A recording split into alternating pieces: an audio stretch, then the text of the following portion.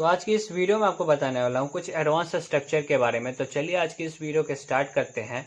आज की इस वीडियो में कैसा एग्जांपल बताने वाला हूँ, तो देखिए जैसे कुछ एग्जांपल मैं आपको बताता हूँ।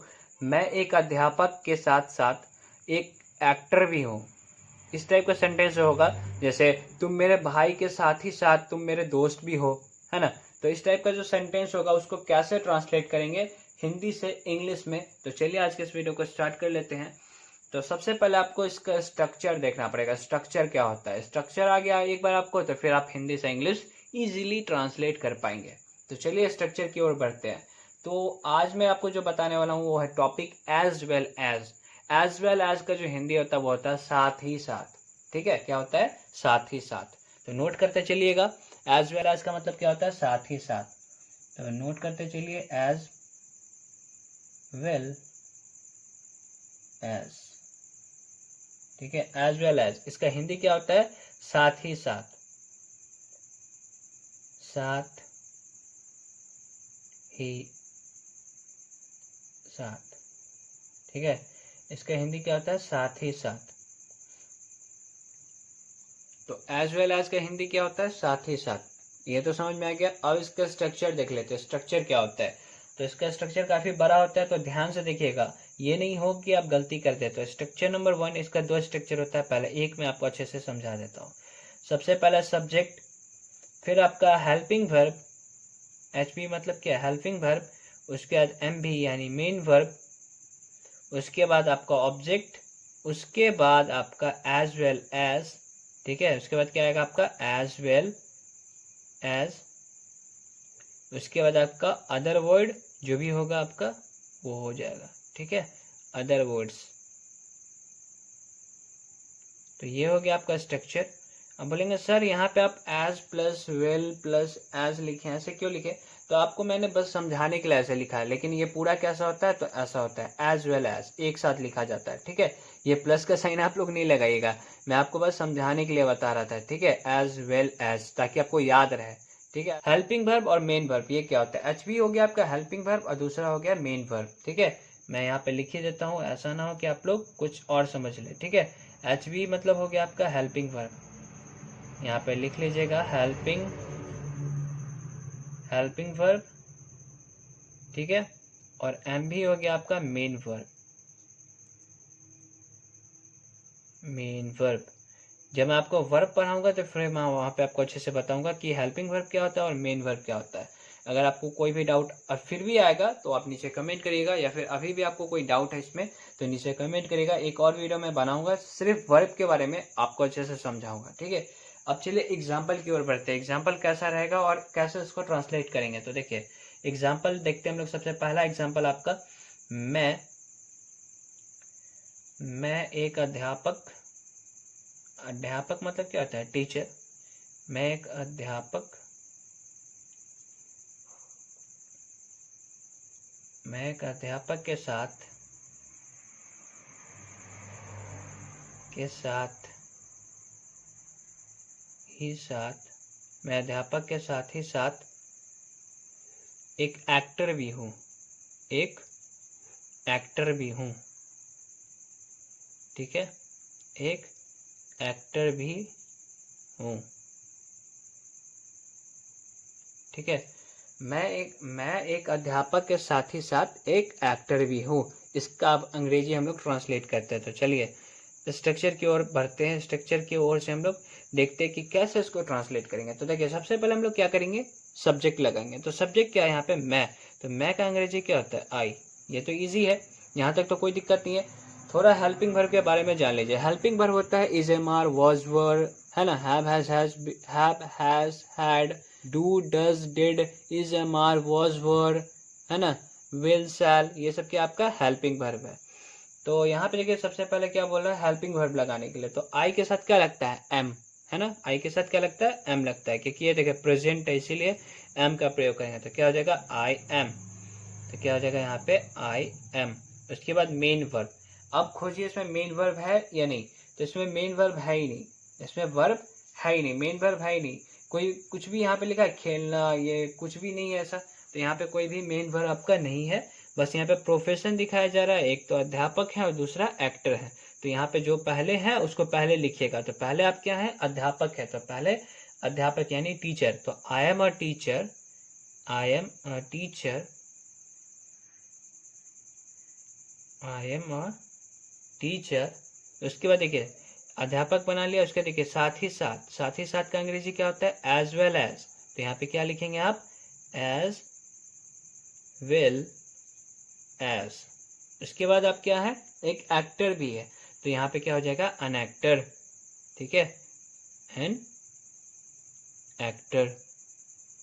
ठीक है, एक चीज आप ध्यान रखिएगा, यहाँ पे एक लिखा रहे या नहीं लिखा रहे, जब भी आप किसी प्रोफेशन को दिखाएंगे तो वहां पे आपको आर्टिकल्स का प्रयोग करना पड़ेगा, ए या एन का। ठीक है, द का नहीं, सिर्फ ए या एन का किसी में से एक का प्रयोग आपको वहां पे करना पड़ेगा। ठीक है, तो ये एग्जाम्पल तो क्लियर हो गया। अब आगे बढ़ते हैं और एग्जाम्पल देखते हैं। तुम मेरे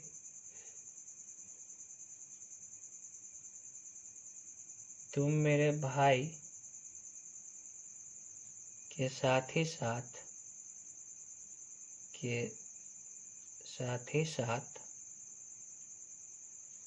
मेरे दोस्त भी हो,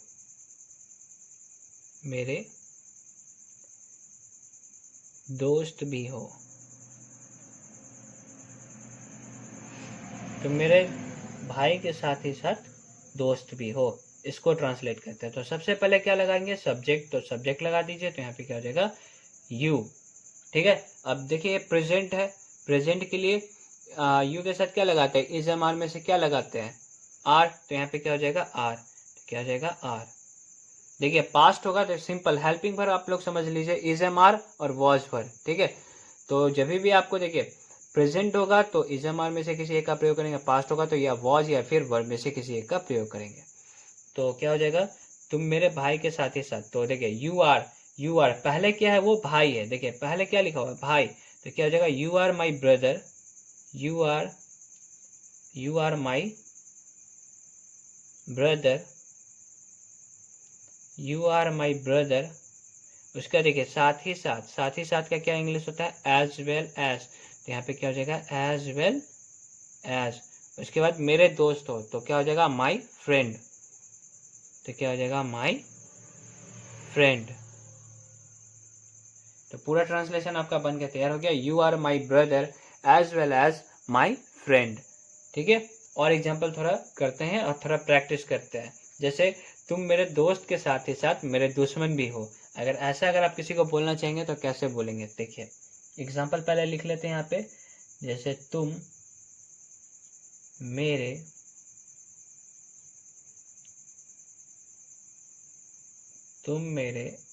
दोस्त के साथ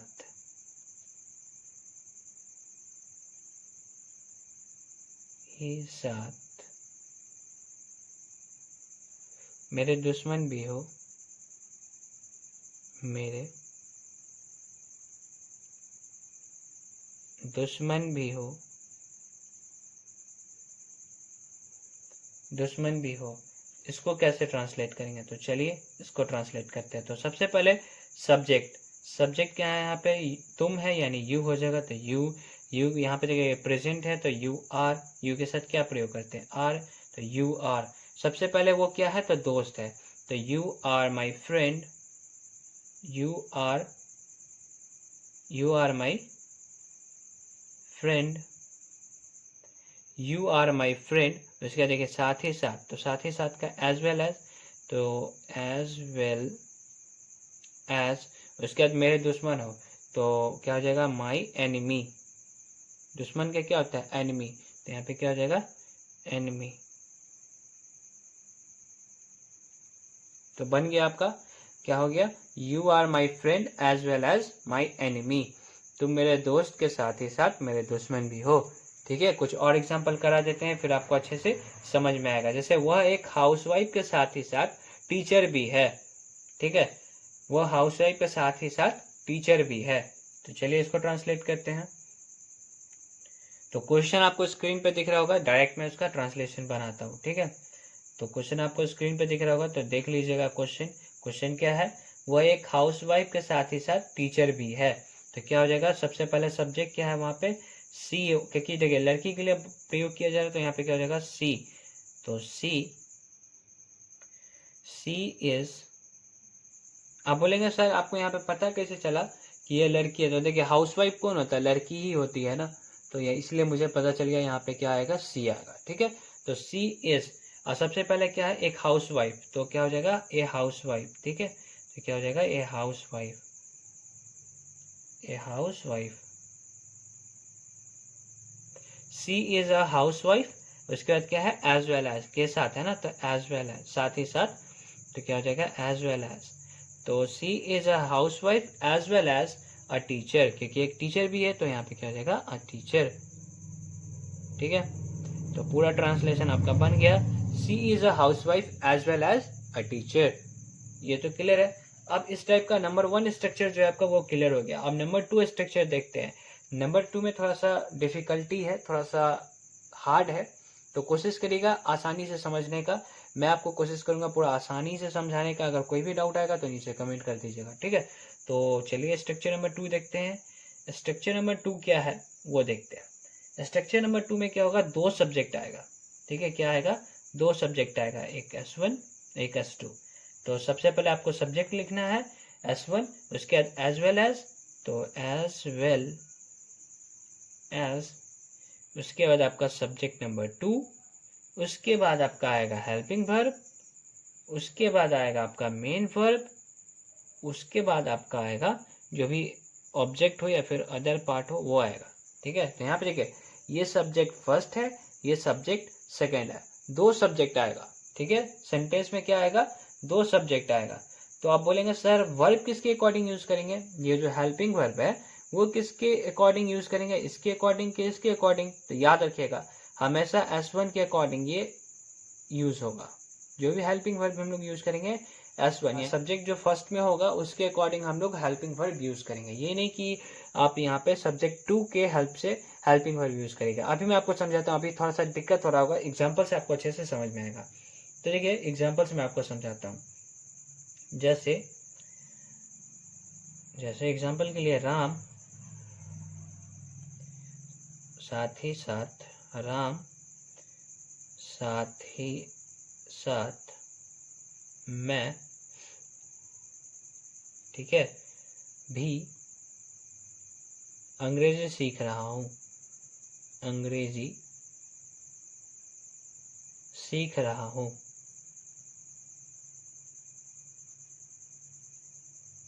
सीख रहा हूँ, आराम, साथ ही साथ मैं अंग्रेजी सीख रहा हूँ। तो यहाँ पे देखिए एक सब्जेक्ट तो आपका यहाँ पे राम हो गया और एक सब्जेक्ट यहाँ पे मैं हो गया। तो सबसे पहले S1 को ट्रांसलेट करेंगे, तो S1 का क्या हो जाएगा, राम का, राम हो गया आपका यहाँ पे सब्जेक्ट। उसके बाद देखिए एज वेल एज, क्योंकि यहाँ पे देखिए साथ ही साथ लिखा हुआ है, तो क्या हो जाएगा as well as, as well as, उसका सब्जेक्ट नंबर 2, तो सब्जेक्ट नंबर 2। यहाँ तक कोई भी किसी को भी डाउट नहीं होगा, यहाँ तक सब कोई अच्छे से बना लेता है। उसके बाद डाउट आता है, यहाँ पे क्या कर देते हैं बच्चे, एम लगा देते हैं। ये सोचते हैं यहाँ पे तो आई है तो सब्जेक्ट एम आना चाहिए, लेकिन ये गलत हो जाएगा। आपको सब्जेक्ट फर्स्ट के अकॉर्डिंग आपको हेल्पिंग वर्ब लगाना है। तो यहाँ पे सब्जेक्ट फर्स्ट क्या है आपका राम, तो राम के अकॉर्डिंग क्या यूज होगा, इज एम आर में से क्या यूज होगा, तो इज यूज होगा। तो यहाँ पे क्या हो जाएगा इज। आपको थोड़ा सा आउट लग रहा होगा सर आई के साथ इज, तो ये आई के लिए इज नहीं आया है। ठीक है, आई के लिए इज नहीं आया है, ये राम के लिए इज आया है। ठीक है, तो Ram as well as I is, उसके बाद क्या है सीखना, सीखना का अंग्रेजी क्या होता है लर्न। तो यहाँ पे देखिए रहा रही है कॉन्टिन्यूअस, तो लर्निंग यानी V4 का प्रयोग करेंगे। ठीक है, तो क्या हो जाएगा लर्निंग, तो क्या हो जाएगा लर्निंग। उसके बाद क्या चीज है अंग्रेजी, तो अंग्रेजी का इंग्लिश। ठीक है, तो Ram as well as I is learning English.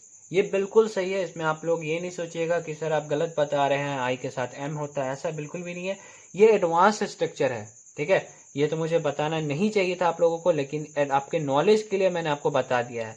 ये बहुत ज्यादा कंपटीशन में भी पूछा जाता है। तो यहाँ पे आपको दे, तो कंफ्यूजन के लिए क्या देगा, यहाँ पे देखिए फिल इन द ब्लैंक्स दे देगा, और ऑप्शन में आपको देखा इज एम आर।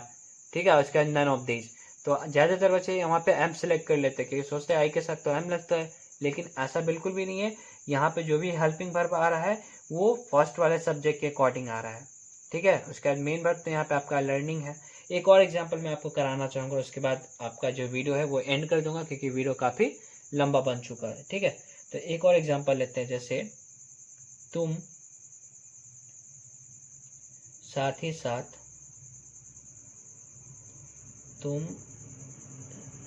साथ मैं खेल रहा हूँ। तुम साथ ही साथ मैं खेल रहा हूँ। चलिए इसको ट्रांसलेट करते हैं। तो सबसे पहले सब्जेक्ट 1, तो क्या हो जाएगा यू। ठीक है, तो क्या हो जाएगा यहाँ पे यू, अब आपको दिख रहा होगा। ठीक है, यू। उसके बाद क्या हो जाएगा यू के साथ क्या यहाँ पे फिर क्या यूज करेंगे, एज वेल एज, तो क्या हो जाएगा यू एज वेल एज। उसके बाद सब्जेक्ट नंबर 2 यहाँ पे क्या है मैं, तो हो जाएगा आई। तो you as well as I. यहाँ पे देखिए इसके अकॉर्डिंग आपको यहाँ पे हेल्पिंग वर्ब यूज करना है। ठीक है, यू के अकॉर्डिंग, तो यू के साथ किसका प्रयोग करते हैं, आर का, तो यहाँ पे क्या हो जाएगा आर। तो you as well as I are playing. ठीक है, तो यहाँ पे प्लेइंग हो जाएगा। जैसे रहता तुम साथ ही साथ मैं क्रिकेट खेल रहा हूँ, तो you as well as I are playing cricket. तो आप ये जो एग्जाम्पल है ना, आप किसी से भी पूछिएगा तो 99.9% स्टूडेंट जो है वो गलत आंसर करेंगे। वो बोलेंगे कि यहाँ पे आर नहीं एम आएगा, क्योंकि आई के अकॉर्डिंग वो सोचेंगे कि यहाँ पे एम आएगा। तो you as well as I am playing cricket, वो अगर आप करेंगे तो वो बिल्कुल गलत हो जाएगा। वो जो आप करेंगे वो गलती होगा, ये जो है वो बिल्कुल सही है। ठीक है, वो आप करेंगे तो वो क्या हो जाएगा, वो गलत हो जाएगा। इस बात का आप ध्यान रखिएगा। मैं आपको जो बताता हूँ बहुत ज़्यादा रिसर्च करता हूँ, फिर मैं वीडियो बनाता हूँ। ऐसा नहीं है कि कुछ भी बना देता हूँ।